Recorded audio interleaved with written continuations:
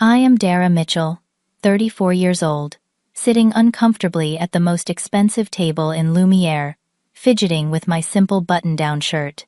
The irony is palpable.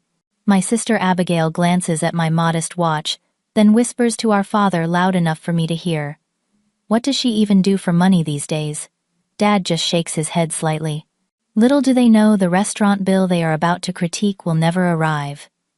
The maitre approaches our table with practiced grace. Before I tell you what happened next, drop a comment letting me know if your family has ever underestimated you, and hit subscribe to see how I finally stood up for myself after years of silent success. Growing up in the Mitchell household meant understanding your place in the hierarchy early on. My place was firmly at the bottom. While our family was comfortably middle class in suburban Connecticut, you would think we were royalty based on how seriously my parents took social status. My father, Andrew Mitchell, built his career at Greenwich Financial Partners, where he rose to become a senior banking executive over 30 years. His entire worldview revolved around appearances. The right schools, the right clothes, the right connections. When he came home each evening, he would meticulously hang his tailored suit, polish his Italian leather shoes, and place his Rolex watch in its special case. These objects weren't just possessions to him, they were symbols of his worth. Presentation determines reception. Dara, he would lecture me when I preferred comfortable clothes over the stiff dresses my mother selected. People judge your value in the first 7 seconds of meeting you. My mother Diane was the perfect complement to his status obsession. She dedicated her life to social climbing with the precision of a military strategist. The women in her garden club charity committees and country club circles feared and admired her. She monitored our achievements, not with motherly pride, but with calculation, measuring how each accomplishment could be leveraged to elevate the family standing. The Hendersons' daughter just made law review at Yale, she would casually mention at dinner. And what exactly are your plans after culinary school falls through? The question mark was merely decorative, as she never actually expected culinary school to be a genuine option. My sister Abigail was everything I was not. 5 years older, she inherited our parents' ruthless ambition, along with their conventional values. With her finance degree from Wharton and her executive position at a prestigious investment firm in New York, she represented the Mitchell legacy as it was meant to be.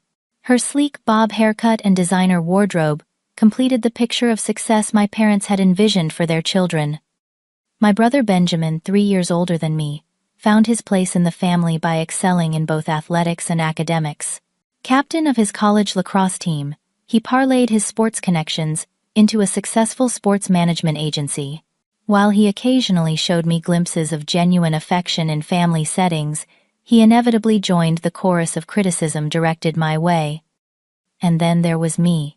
The disappointment, the creative one, the one who found more joy in the texture of freshly kneaded dough than in the stock market, reports that dominated our dinner conversations.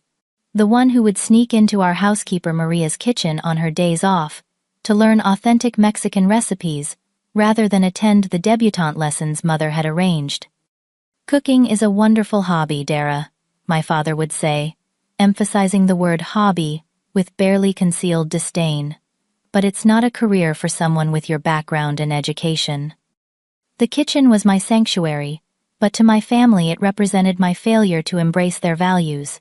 While other parents proudly displayed art projects on refrigerators, mine removed my culinary school application from the mail and conveniently lost it before I could submit it.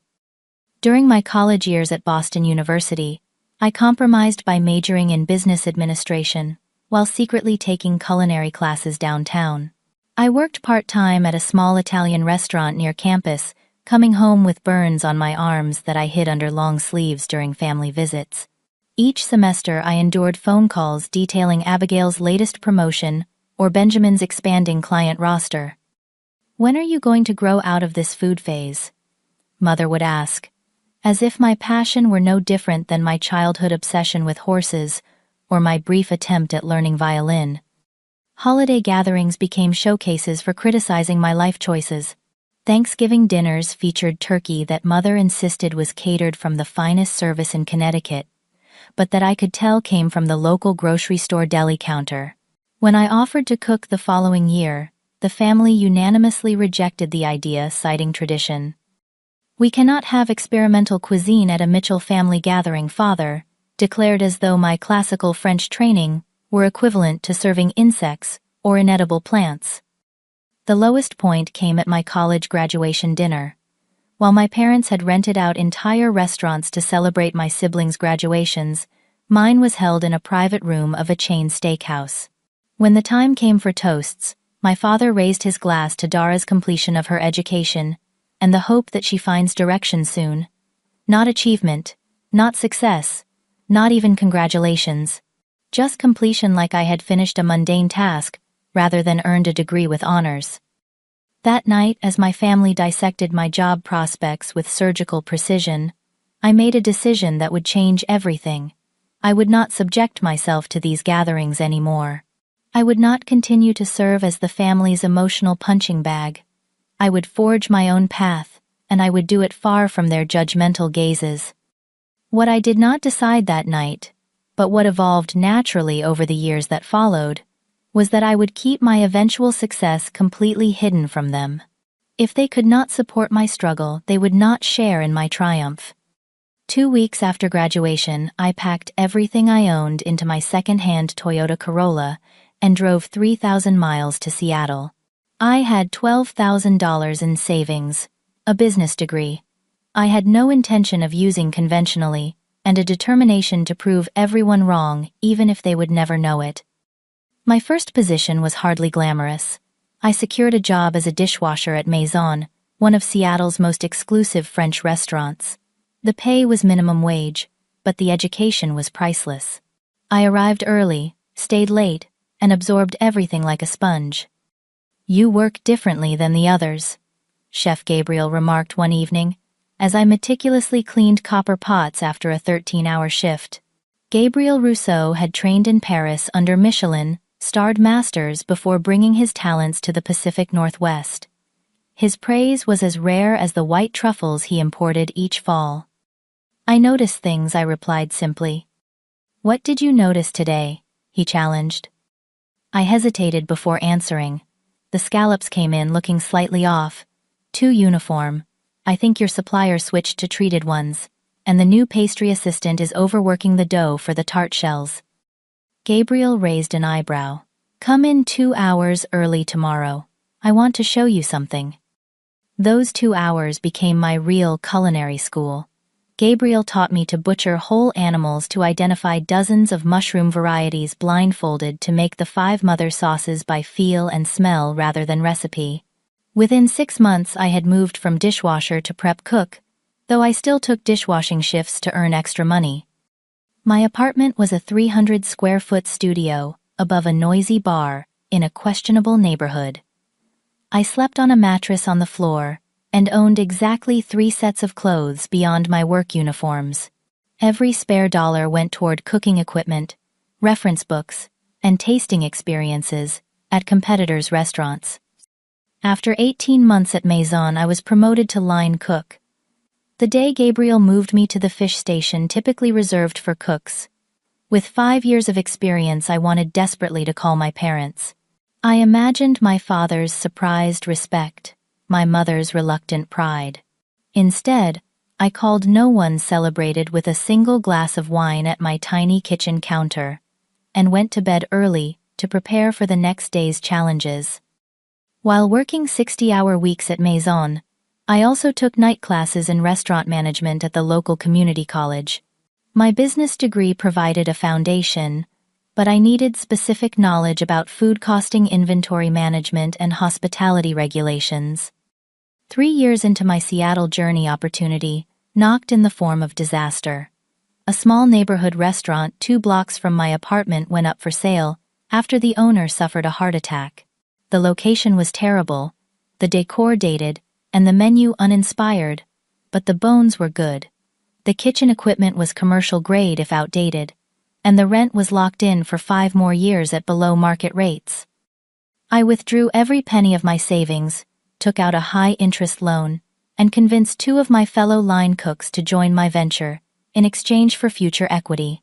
We closed the deal on my 25th birthday, a fact I celebrated by painting the kitchen until 3 in the morning. The first 6 months of ownership nearly broke me. We completely revamped the menu, focusing on Pacific Northwest ingredients, prepared with classical European techniques. The food was good, great even, but the neighborhood wasn't ready for us. Critics dismissed us as pretentious, too expensive, too ambitious for the location. I worked 17-hour days serving as executive chef, bookkeeper, repair person, and occasionally bouncer when the bar next door's patrons wandered over. I lost 15 pounds. I couldn't afford to lose, and developed an eye twitch that would activate whenever vendors called about overdue payments. Then came the review that changed everything. Anton Phillips, the notoriously harsh critic for the Seattle Sentinel, visited anonymously and published a glowing review titled "Hidden Gem Shines, Despite Location." Overnight, our reservations doubled. Within a month, we had a 2-week waiting list. We survived the 2008 economic downturn by introducing a more affordable tasting menu that actually improved our food cost percentages. While restaurants across the city closed, we expanded our hours and hired staff from shuttered establishments. By our 3rd anniversary, we were not just stable, but thriving. When we had the opportunity to take over the lease of a failed restaurant in the trendy Capitol Hill neighborhood, I leveraged our success into favorable financing terms. The second location featured an open kitchen concept, higher price points, and a focus on tasting menus. We received our first James Beard nomination 18 months after opening. It was around this time that I received a rare phone call from my father. I was prepping for dinner service when his name appeared on my phone screen. "Dara," he began without greeting, "your mother and I were discussing your situation. Benjamin mentioned you're still working in restaurants out there." "Yes," I replied, pausing over the shallots I was mincing. "We think it's time you came home and got serious. Benjamin could use someone with a business degree in his company. Nothing prestigious, of course, but stable employment with growth potential." I looked around at my kitchen at the team, executing my vision with precision at the wall of positive reviews and the James Beard nomination letter. "I appreciate the offer," I said carefully, "but I'm established here now." "Established as what?" "A glorified cook." "That business degree was expensive, Dara. When are you going to use it?" "I used it every day, of course. In negotiating with suppliers, managing cash flow, developing growth strategies, but explaining this would invite more questions, more judgment, more attempts to minimize my achievements." "I'm happy with my choices," I said instead. "Happiness doesn't build retirement accounts," he replied before ending the call. That conversation solidified my decision to keep my growing success private. If my own father could not conceive of my work as valuable or legitimate, what was the point of sharing my achievements? I continued to send obligatory birthday and holiday messages. I deflected questions about my specific work with vague references to the restaurant industry. I let them believe I was merely getting by rather than building an empire. In culinary circles, I became known by my professional name, D. Mitchell, deliberately gender-neutral to avoid the additional scrutiny women chefs often face.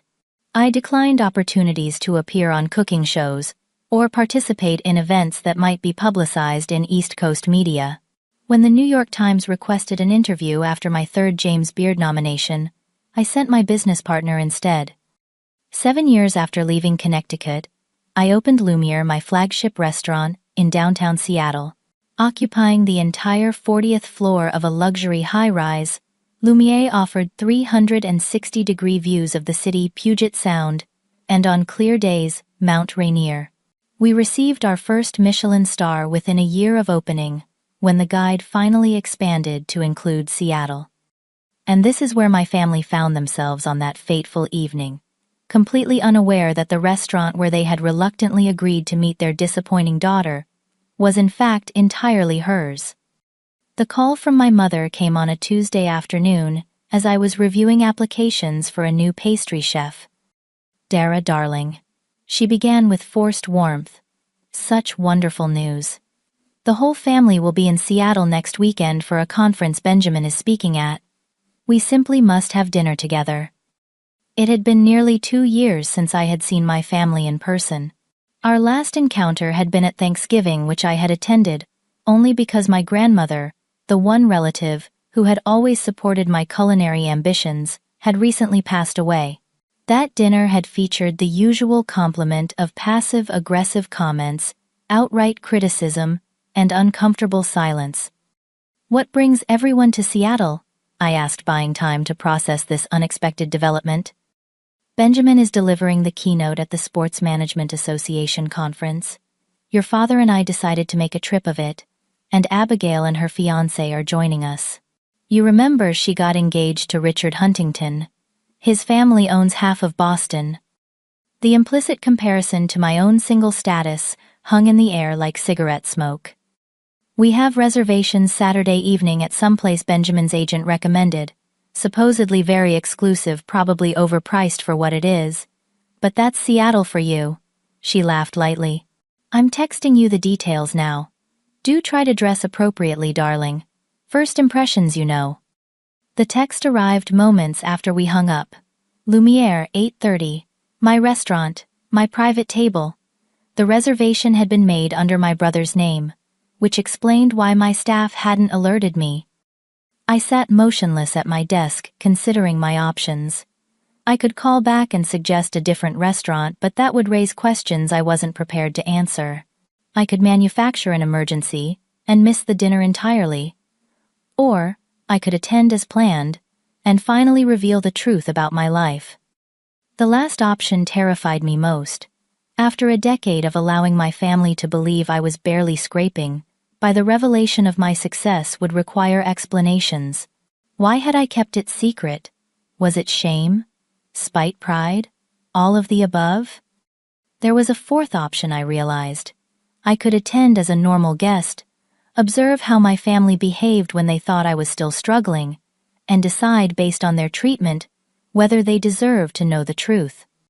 I called Catherine, my general manager. "Catherine, my family is coming to dinner Saturday.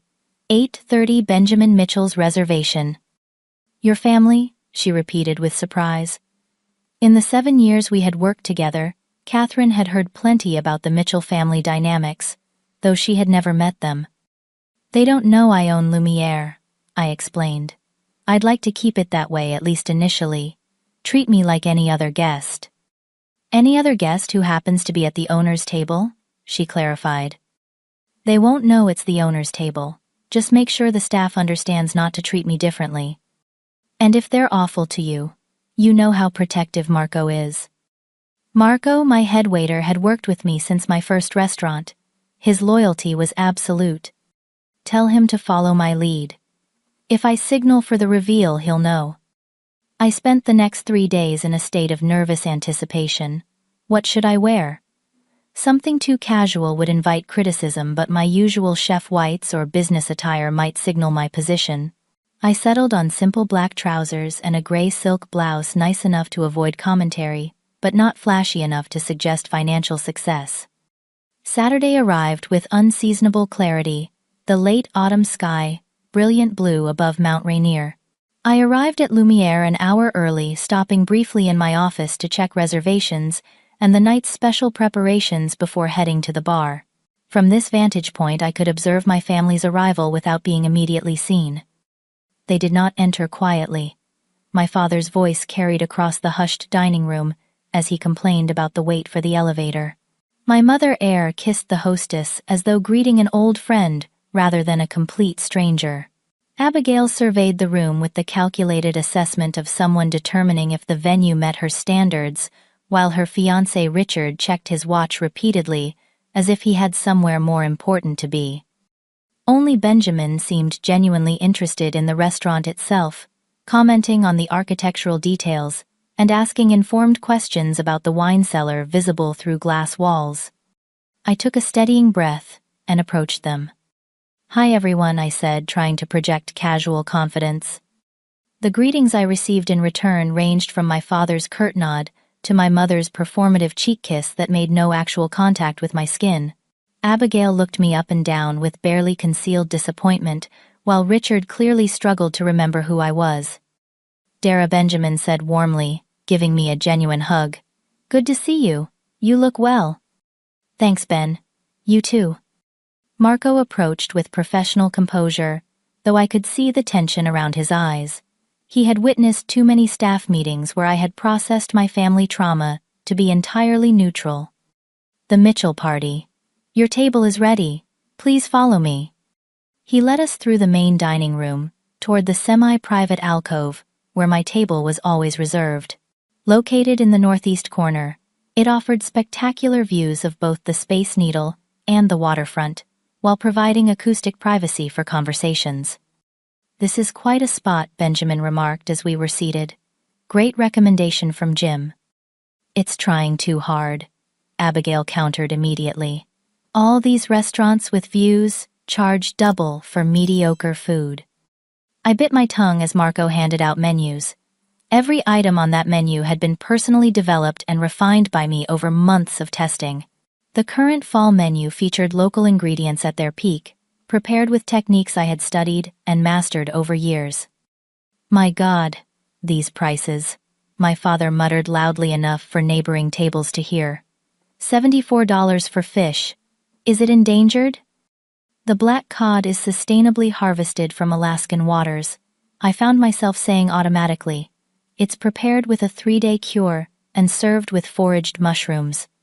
5 pairs of eyes turned to me with varying degrees of surprise. Well, look who became a food expert, Abigail smirked. Did you study the menu online to impress us? I eat out occasionally, I replied evenly. You clean up nicely when you try, my mother interjected, changing the subject with her usual lack of subtlety, though a statement necklace would really elevate that blouse. Before I could respond, the sommelier approached to discuss wine options. My father immediately took charge, ordering an overpriced Cabernet that would overwhelm most of the menu items.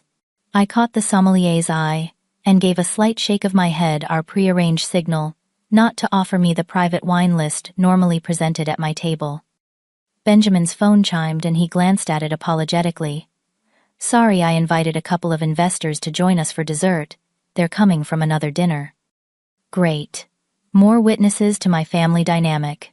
Just what this powder keg needed.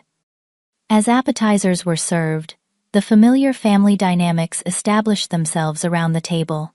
My father dominated the conversation with pronouncements about politics and business. My mother alternated between supporting his opinions and making observations about the other diners' attire and jewelry. Abigail and Richard formed a united front of condescension, while Benjamin attempted to include me in conversations that inevitably circled back to topics that excluded me. Let's order another bottle, my father announced after draining his 3rd glass of the Cabernet. Dara, are you sure you want wine? It's quite expensive. I'm fine with what I have, I replied, still nursing my 1st glass. I needed a clear head to navigate this minefield. Always conscious of the budget, Abigail commented with a thin smile.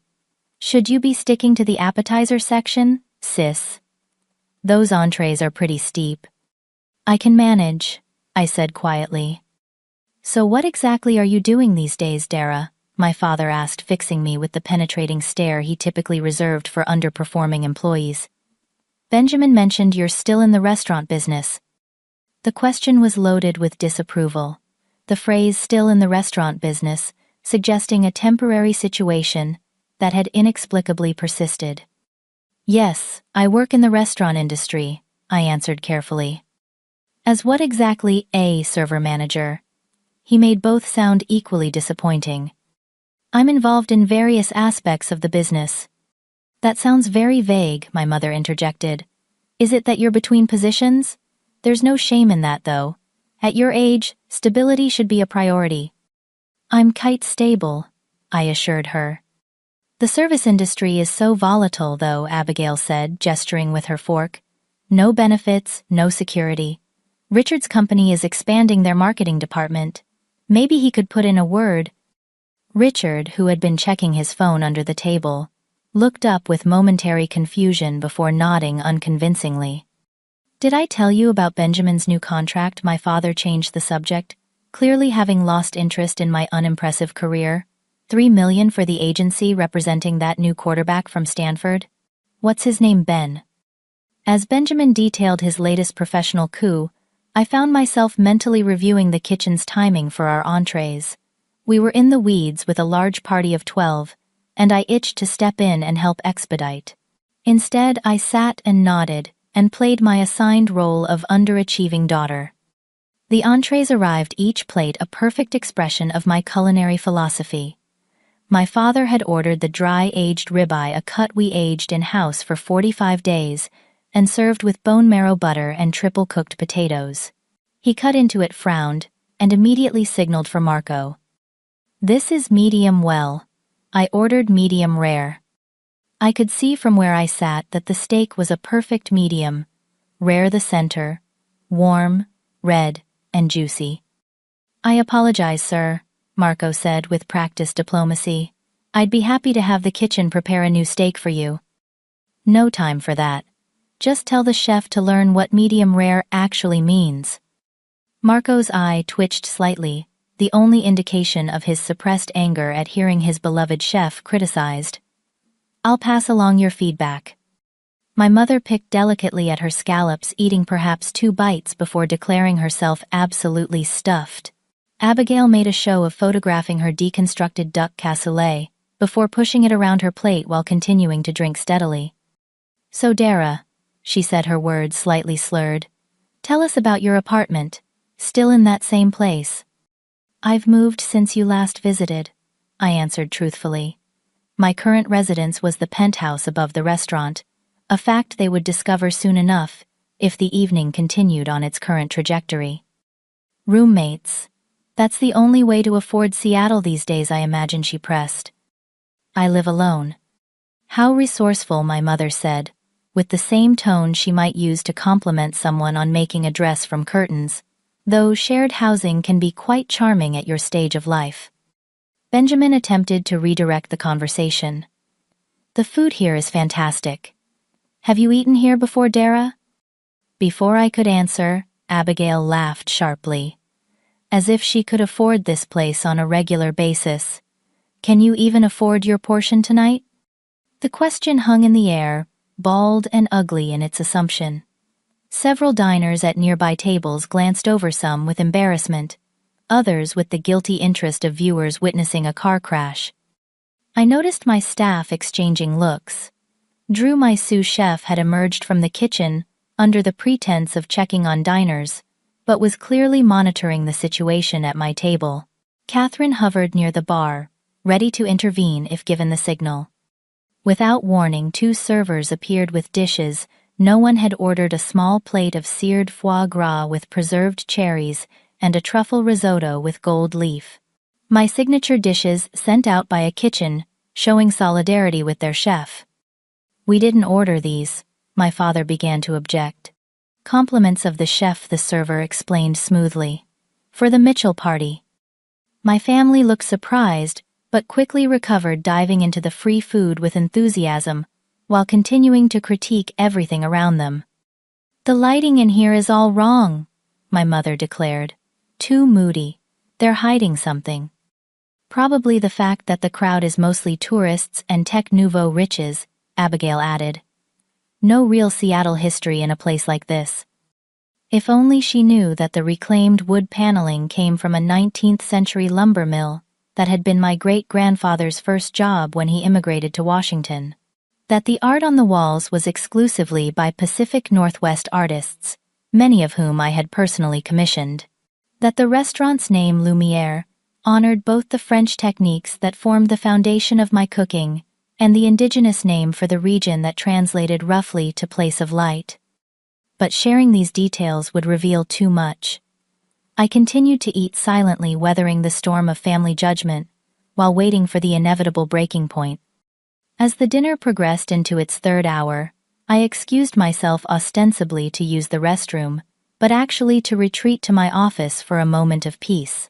The evening had been exactly as difficult as I had anticipated, perhaps even worse, due to the alcohol loosening already loose tongues. Drew found me there, staring out the window at the Seattle skyline. "Chef, with all due respect, why are you letting them treat you like this?" he asked, closing the door behind him. I sighed, turning to face my loyal sous chef of 5 years. Complicated family history. "They have no idea who you are, do they? What you've built?" "No," I admitted. "And I'm starting to think that was a mistake. Not the building part, the hiding it part." Drew leaned against my desk. "So tell them. Watch their faces when they realize they've been trash-talking the owner and executive chef all night." "It's not that simple." "It never is with family," he agreed. "But chef, I've worked with you through 3 restaurants and a Michelin star. I've seen you handle health inspectors, critics, and that celebrity who demanded we serve him off menu at midnight. You're the strongest person I know in the industry. Don't let them make you small." His words resonated with something that had been building in me all evening, perhaps for years. Why was I still playing the role they had assigned me? Why was I allowing their narrative to override the truth of my accomplishments? "You're right," I said finally. "It's time." "Want backup?" Drew offered. "Number. But have the kitchen prepare a special dessert course, the full chef selection, and tell Catherine to prepare the 96 sauternes." Drew grinned. "Going out with a bang, chef." "Something like that." When I returned to the table, the conversation had shifted to my apparent failings, discussed as though I were not about to rejoin them. She always had potential, my father was saying to Richard. But potential without direction is worse than mediocrity with purpose. She could have had a position at my firm years ago, Abigail added, but she was too proud to accept help. "Not proud," my mother corrected. "Stubborn. She gets that from your side, Andrew." Benjamin alone seemed uncomfortable with the direction of the conversation. "She seems happy, though. Isn't that what matters?" "Happiness doesn't build retirement accounts," my father repeated, his favorite dismissal of my life choices. I stood silently behind my chair, absorbing these final blows before making my presence known. As I settled back into my seat, I made a subtle hand gesture to Marco, who had been hovering nearby. He approached, immediately, professional smile firmly in place. "How is everyone enjoying their evening?" Before my father could launch into his critique of the perfectly cooked steak, Marco turned to me. "Welcome back, Miss Mitchell. I see your usual table is serving you well tonight. Chef wanted to know if the special menu met your expectations." The reaction around the table unfolded in slow motion. My father, who had been mid-sip of his wine, choked slightly, setting down his glass with excessive care. My mother's fork clattered against her plate. Abigail froze with her wine glass halfway to her lips. Richard looked confused, while Benjamin's expression shifted from surprise to dawning comprehension. "I'm sorry," my father said, finding his voice. "I think there's been a misunderstanding." "No misunderstanding, Mr. Mitchell," Marco replied smoothly. "We're always honored when Miss Mitchell brings in special guests. As the owner would say, family is everything." The silence that descended on the table was absolute, broken only by the ambient restaurant noise that suddenly seemed very distant. "Owner," my mother repeated faintly. I took a deep breath, meeting each of their gazes in turn. "Yes, I own Lumiere. I'm also the executive chef. This is my restaurant." "That's impossible," Abigail said immediately. "You're making this up for attention." "Why would the waiter lie about who owns the restaurant?" Benjamin asked reasonably. "He's probably her boyfriend or something," Abigail dismissed. "This is just sad, Dara." As if on cue, the kitchen doors swung open, and Chef Gabriel, my mentor from Maison, who now consulted for my restaurant group, emerged in his whites. He made a beeline for our table. "Dara, the new dessert presentation is ready for your approval before we serve it to your guests," he said completely naturally, as he had done hundreds of times before. "Thank you, Gabriel," I replied.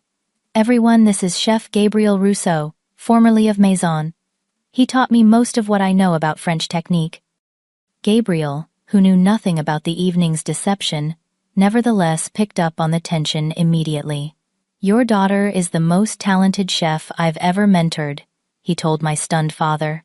"Seattle is lucky to have her, though. Paris keeps trying to steal her away." My father's face had turned an alarming shade of red. "There's clearly been some kind of mistake. Dara works in restaurants, yes, but she's not. She couldn't possibly own this place," I finished for him. "Why not?" "Because you never mentioned it," my mother exclaimed. "Why would you keep something like this secret?" The real question hung unspoken. Why would you let us believe you were struggling when you were succeeding beyond our expectations? I looked around the table at my family's confused, disbelieving faces. "Would you like a tour of the kitchen before dessert? It might help clear things up."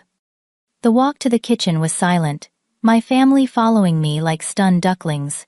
As we passed through the dining room, regular customers nodded respectfully in my direction. Staff members straightened their posture and greeted me with a mixture of Chef and Miss Mitchell. The kitchen was in full dinner service mode, a choreographed chaos that I normally found soothing. Tonight, with my family witnessing this part of my life, for the first time I saw it through new eyes, appreciating the precision and dedication of my team. "This is the main line," I explained, shifting automatically into tour guide mode. "We serve an average of 250 covers nightly, with a focus on sustainable Northwest ingredients prepared using classic French techniques with modern innovations." The staff called out chef as we passed, many of them shooting curious glances at the group trailing behind me. Word had clearly spread about the identity of my dinner guests. "So, you're telling me you run this entire operation?" my father asked, skepticism still evident in his tone.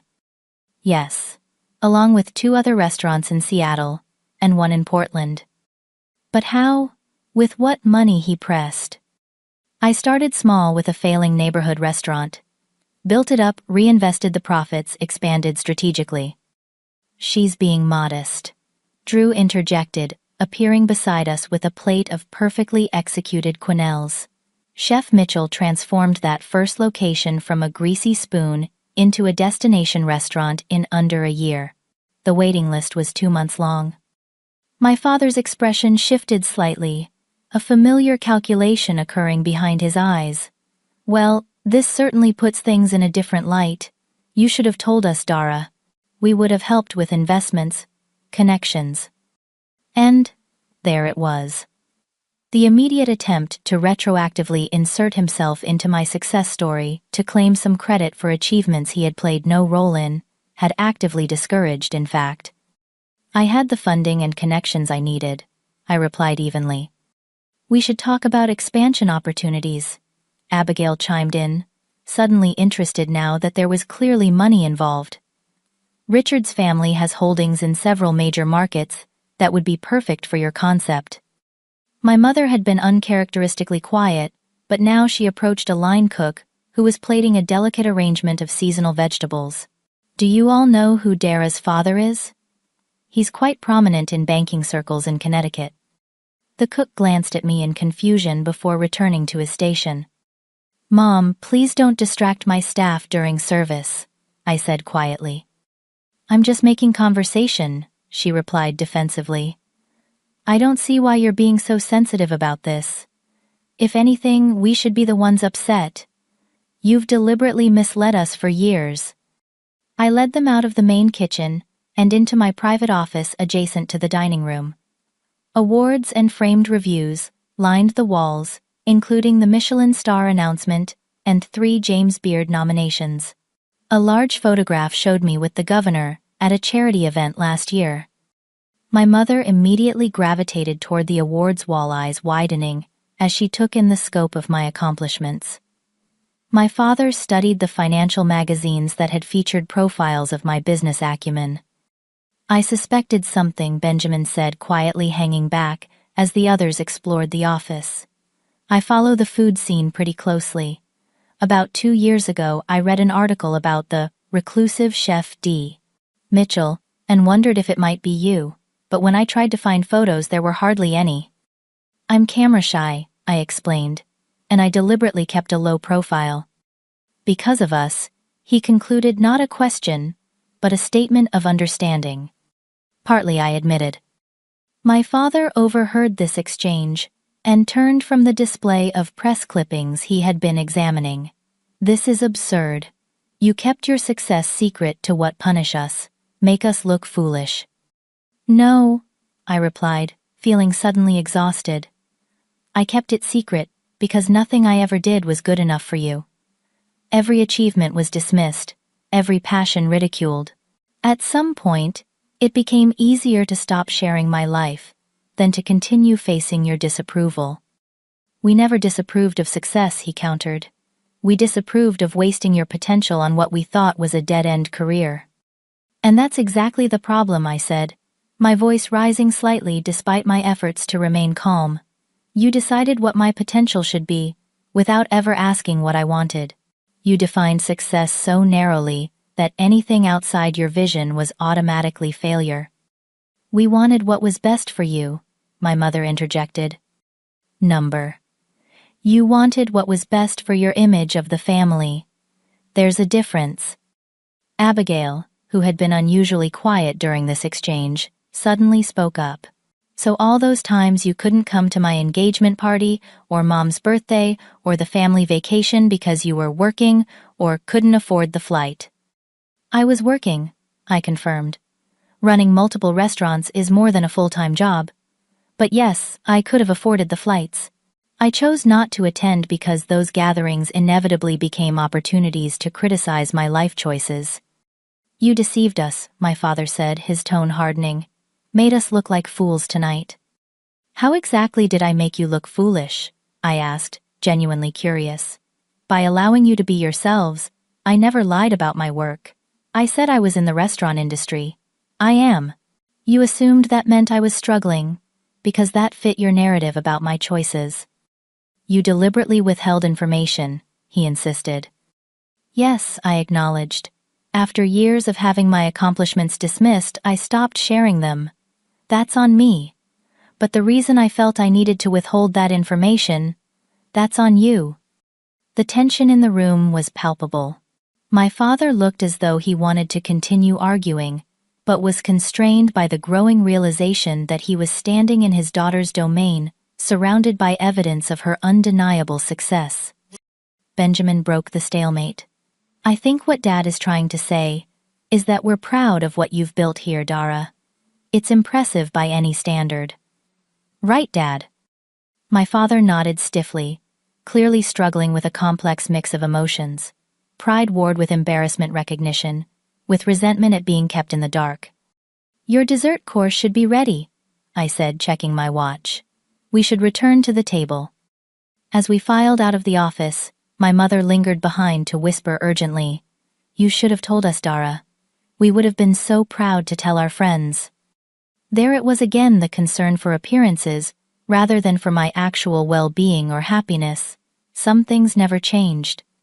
Back at the table, an elaborate dessert presentation awaited us, the full chef's tasting selection that was normally reserved for VIPs and food critics. Delicate pastries house-made ice creams, chocolate constructions, and fruit preparations filled the table, accompanied by the vintage sauternes I had requested. Now that we know who you really are, Abigail said, as we settled back into our seats, you should come to my wedding. Richard's family is flying in guests from across Europe. Your restaurants would make a great conversation piece. I studied my sister, trying to determine if she was being deliberately obtuse or if she genuinely could not see how offensive her suggestion was. I'm not a conversation piece, Abigail. I'm your sister, and my work isn't something you can use to impress your future in-laws. That's not what I meant, she backpedaled unconvincingly. I think what we all need, Benjamin interjected diplomatically, is time to process tonight's revelations. Dara has built something extraordinary here, and we're all adjusting to this new understanding of her life. I smiled gratefully at my brother, the one family member who seemed capable of recognizing the emotional complexity of the situation. You're right, I agreed. This has been an overwhelming evening for everyone. Why don't we enjoy these desserts, and we can talk more tomorrow when everyone has had time to reflect. My father raised his glass in what appeared to be a peace offering. To unexpected discoveries, he said, his tone suggesting he was making a significant concession by acknowledging my success at all. I raised my own glass, not in surrender, but in recognition that this was perhaps the most he was capable of in the moment. To new beginnings, I replied. 6 months after that revelatory dinner, I stood in the private dining room of my newest restaurant, surveying the table settings for a special event. The spring sun streamed through floor-to-ceiling windows, illuminating the space with golden light that reflected off crystal and silver. So much had changed in those 6 months, both professionally and personally. The confrontation with my family had forced a reckoning that was painful but ultimately necessary. Like lancing a wound, the initial hurt gave way to a cleaner, healthier relationship, though the scar tissue would always remain. My relationship with Benjamin had deepened considerably. Free from the constraint of my secret, we spoke weekly about our respective businesses, sharing insights and occasionally collaborating. He had referred several high-profile clients to my catering division, and I had introduced him to restaurateurs looking for investment opportunities in sports venues. My mother had made the most surprising overture, asking if I would teach her to cook during her next visit to Seattle. Our first lesson had been awkward, her perfectionism clashing with my experiential teaching style, but by the third session we had found a rhythm. While we would never be close in the way some mothers and daughters were, we had established a fragile connection based on mutual respect rather than obligation. My father's adjustment had been the most difficult. His initial attempt to claim retroactive credit for my success gave way to grudging respect and eventually to a strained pride that seemed genuine if limited.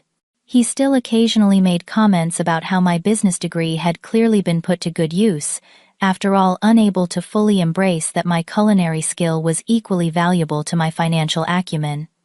Abigail remained. Abigail, though the power dynamic between us had shifted irreversibly. Her wedding had proceeded without my participation as a bridesmaid, though I did attend as a guest. She had continued to post photos from Lumiere on her social media accounts, tagging me in ways that suggested we had always been supportly close, a revisionist history I chose not to correct publicly. More significant than these external changes, however, was my internal transformation. The burden of secrecy I had carried for a decade had been heavier than I realized.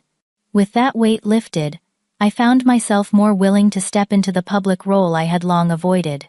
I had given interviews to several national publications, accepted speaking engagements at culinary schools, and even made a brief appearance on a cooking competition show as a guest judge. I had also found love unexpectedly with Emma, a food photographer who had come to shoot my spring menu and stayed for dinner. Our relationship had developed slowly, built on mutual respect and a shared passion for creating beauty through food. She understood my work commitments in a way no previous partner had, and her warm, straightforward nature provided a counterbalance to my more reserved personality. Most importantly, I had finally learned to take pride in my achievements, without seeking external validation. The approval I had so desperately wanted from my family as a young adult now seemed far less important than my own satisfaction with the life I had built. The door to the private dining room opened, interrupting my reflections. Catherine entered with a clipboard and her usual efficient energy. "The first guests will arrive in 20 minutes, she informed me. "Your brother just texted that he's parking now." Tonight's event was a fundraiser for a culinary scholarship program I had established for disadvantaged youth interested in restaurant careers. Benjamin had helped secure several athletes as attendees, while my father had surprised me by making a substantial donation. My mother had assisted with the guest list, leveraging her social networking skills in service of a cause she now deemed worthy.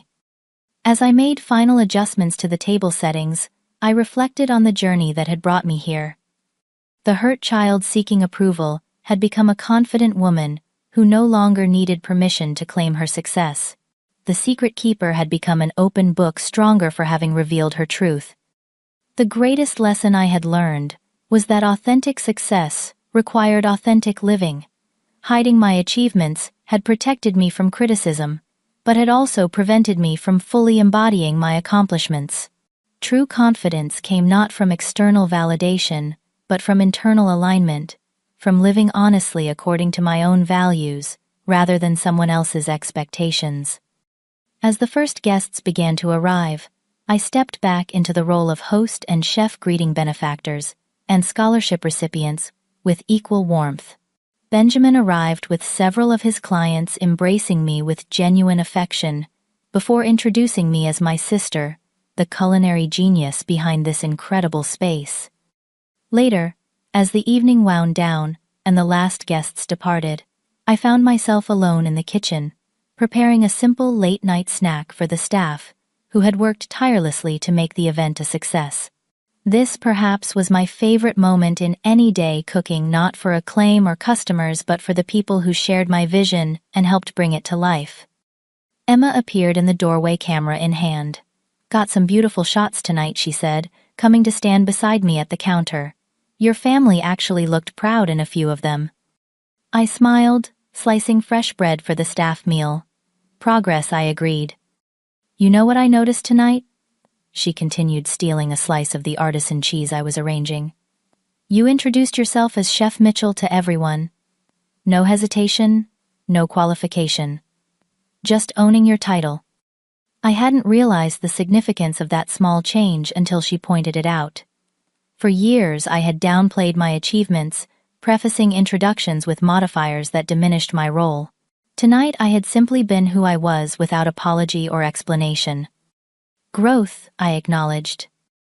As we served the late-night meal to my tired but satisfied team, I felt a contentment that went beyond professional success or family reconciliation.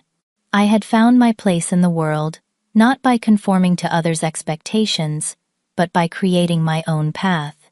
The approval I had once so desperately sought now seemed far less important than the community I had built and the values I expressed through my work. Have you ever hidden your talents or success from family members who you felt wouldn't understand or appreciate them? Drop a comment below to share your experience. If this story resonated with you, please hit the like button, subscribe to my channel for more authentic life stories, and share this video with someone who might need encouragement to embrace their true path. Thank you for joining me on this journey, and remember, the most important validation is the one you give yourself.